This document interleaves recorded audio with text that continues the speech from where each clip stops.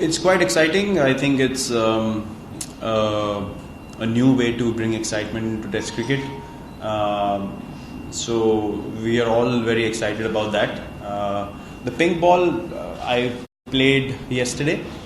I felt like it swings a lot more compared to the red ball because there's extra lacquer on the ball and it doesn't go away too fast, and the seam holds upright quite a bit. So I think if the pitch has enough help for the bowlers, then the bowlers will be in the game, especially fast bowlers, throughout the course of the Test match.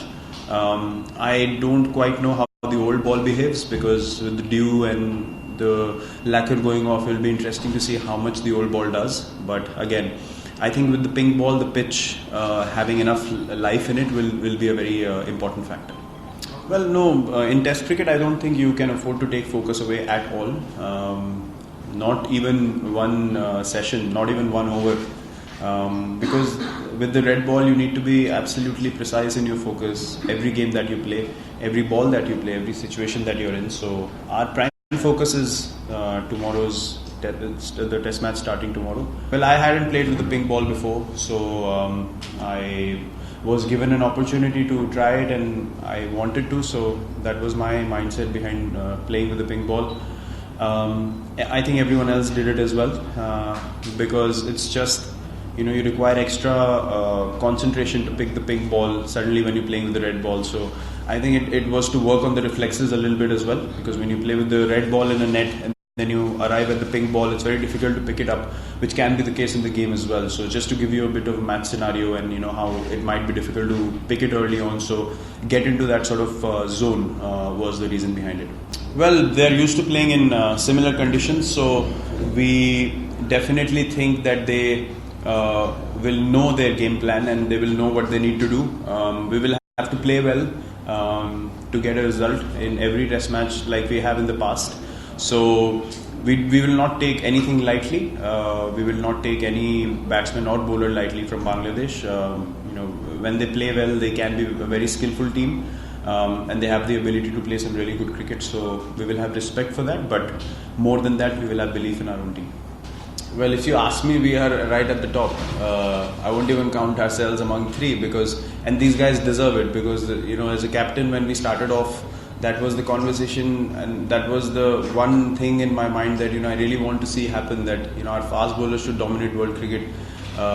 Batting was never an issue, spin was never an issue. After Zach and all these stalwarts went away, we were thinking how can we get back to the top, have the ability and the firepower to pick 20 wickets. So just seeing the way they bowl, and it's the belief that stands out, according to me.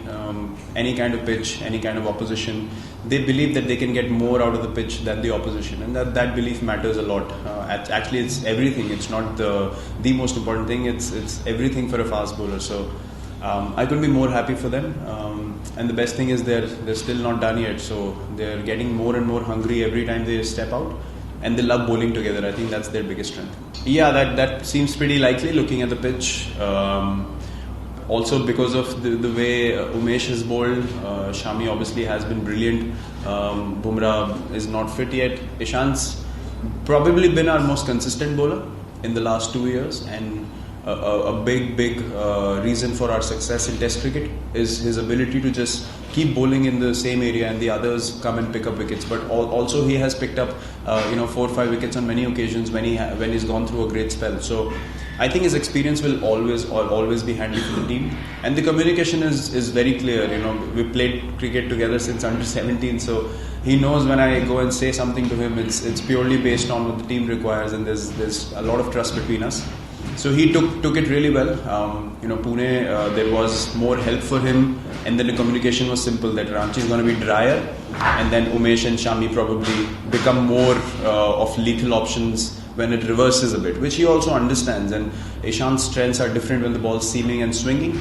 He'll be right in the top 2 contenders compared to anyone else. So I think, as I said, that trust, that camaraderie, that belief in themselves is pushing this team forward, because they are the ones that are in that mindset to get us 20 wickets, and these are the things that help as well. They step in and they make impactful performances because they are in a frame of mind that they just want to help the team.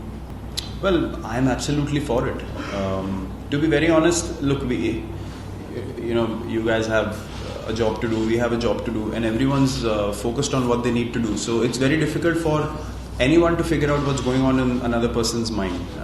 I've gone through a phase in my career where I felt like it was the end of the world. In England 2014, I just didn't know what to do, what to say to anyone, how to speak, how to communicate.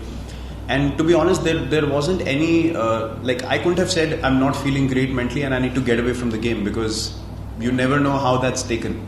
So I think these things should be of great importance, because if you think that a player is important enough for the team or for Indian cricket to go forward, I think they should be looked after. When you get to the stage, when you get to the international stage, every player that's in the squad needs that sort of communication and that ability to just speak out. And I think what Glenn has done is remarkable, and it will set the right example for cricketers all over the world, that if you're not in the best frame of mind, you try, but I think as human beings, you reach a tipping point at some stage or the other, and you need time away from the game. Not to say that you give up, but just to gain more clarity, you tend to take a bit more space, which I think is in my opinion, quite acceptable, and quite a nice thing to do when you're not, able to carry on anymore. So I think these things should be respected and not taken in a negative way at all, because this is happening at a human level. It's got nothing to do with what you do on the field or not. It's just not having the capacity anymore to deal with things, which I think can happen to any person in any walk of life. So I think it should be taken in a very positive way.